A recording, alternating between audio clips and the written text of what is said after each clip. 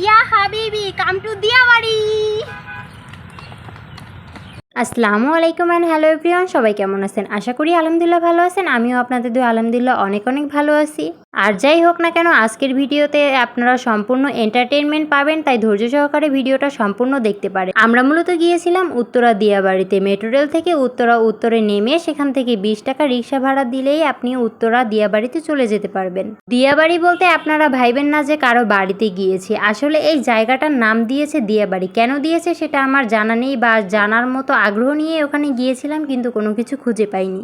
যদি কেউ জেনে থাকেন যে এই জায়গাটার নাম দিয়াবাড়ি কেন দেওয়া হয়েছে, তাহলে অবশ্যই কমেন্ট বক্স করে জানিয়ে দিবেন আমাকে। আমরা বিকাল টাইমে চলে গিয়েছিলাম, কারণ বিকালের আবহাওয়াটাও অনেক ভালো থাকে। দুপুরের দিকে অনেক রোদ থাকে, রোদের ভিতরে তেমন ঘোরা যায় না। সো আমরা ঢোকার পথেই দেখলাম অনেকগুলো ফুল, অনেকে ফুল বিক্রি করতেছে। ফুল দিয়ে মাথার টায়রা অনেক কিছু বানাচ্ছে, তাই প্রথমত আমি ওটা নিয়ে মাথায় নিয়ে অনেক মজা করলাম। দেন দোকানদার বলতেছে এই ছবি তোলার জন্য নাকি তাকে 20 টাকা দিতে হবে। এটা কোনো কথা বলেন? ছবি তুলছি বলেই কি 20 টাকা তাকে দিতে হবে? তার কথা শুনে খুব কষ্ট পেলাম। দেন কষ্ট পেয়ে পাশে এসে দেখি নৌকা। ও মা, নৌকা দেখেছি আর আমি উঠবো না তা কি করে হয়? কিন্তু দুঃখের বিষয়, নৌকা তো আর একা একা চালানো যায় না। আমি একা একা উঠে একা একাই ধাক্কাচ্ছি, কিন্তু কোনোভাবেই নৌকা নড়তিছে না। কিভাবে নড়বে বলেন? একটা নৌকা চালাতে লাগে বৈঠা আর পানি, যার পানিও নাই বৈঠাও নাই, তাই নৌকা আর চললো না। তাই দুঃখ মনে নিয়ে আমি নৌকা থেকে নেমে পড়লাম। এখানে গিয়ে দেখা মিলল আমার লজ্জাবতী গাছে। সেখানে লজ্জাবতী গাছের অভাব নেই। ছোটবেলায় আমি যখন লজ্জাবতী গাছের আশেপাশ থেকে যেতাম, তখন দেখতাম লজ্জাবতী গাছ লজ্জা পেয়ে অনেকটা বুঝে যেত, আর এখন কাছে গেলেও বুঝতে চায় না।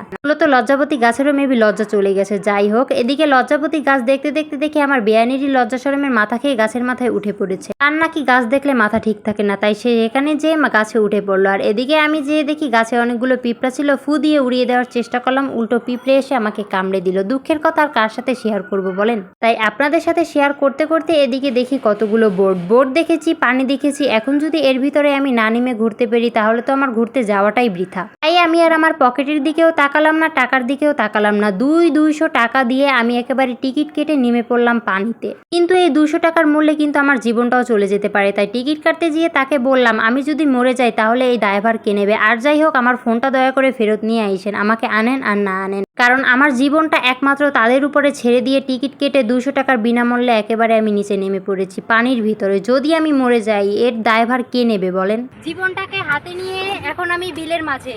আমি যদি ফেরত যেতে পারি তাহলে তো আলহামদুলিল্লাহ, আর যদি ফেরত না যাইতে পারি, আমার এসে আপনারা রক্ষা করেন। আল্লাহ, গাড়ি কোন দিকে? বিয়াইন, আপনার জন্য আমি আছি, সমস্যা নাই। দিয়ে ভরসা নাই। তুমি সাঁতার জানো, তুমি তো উঠে যাবে, আমি তো সাঁতার জানি না। আমি সাঁতার জানি না, আমি পানি অনেক ভয় পাই, বাট হচ্ছে যেখানে উঠেছি সেটা আমি চালাতে জানি। তুমি চালাইতে, আমি চালাচ্ছি কি তুমি একা? আমিও তো চালাচ্ছি।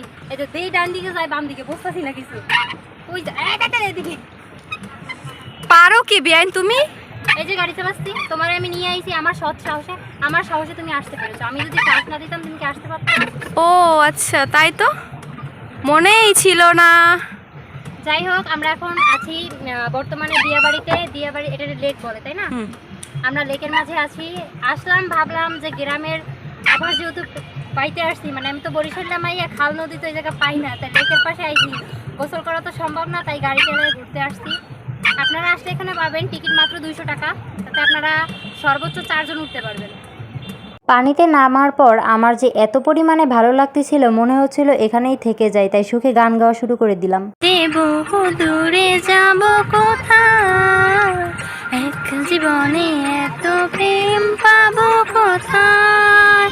ফাড়া গলায় গান হইনে কেউ ভয় তো পান নাই। ভয় পাইয়ে আবার ভিডিওটা সম্পূর্ণ না দেখে আম্মেরা কেউ চলে যাইয়েন না, মনোযোগ সহকারে ভিডিওটা শেষ হওয়া পর্যন্ত দেখতে থাকেন। যাই হোক, অনেক মজা করলাম ভিতরে। মজা করা শেষে আমাদের টাইম ছিল মাত্র 30 মিনিট। 30 মিনিটের ভিতরে আমরা সম্পূর্ণটা ঘুরে আরো 3 মিনিট আগেই আমরা চলে এসেছিলাম খুব দ্রুত সময়ে। আপনি কি ক্লান্ত? খুব ক্লান্ত, আমার মাথা ঘুরাচ্ছে। কেন?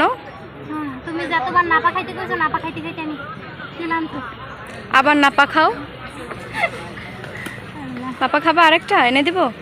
যাই হোক, অনেক ঘোরাঘুরি করলাম। আমরা পানিতে নেমেছিলাম বোটে করে। আমাদের এই বেআইন অনেক ভয় পায়, তাই সে আমাদের সাথে নামেনি। সে উপরে বসে ফুল কিনে আমার অপেক্ষায় ছিল কখন আমি উপরে আসবো, দেন সে আমার মাথায় পরিয়ে দিবে।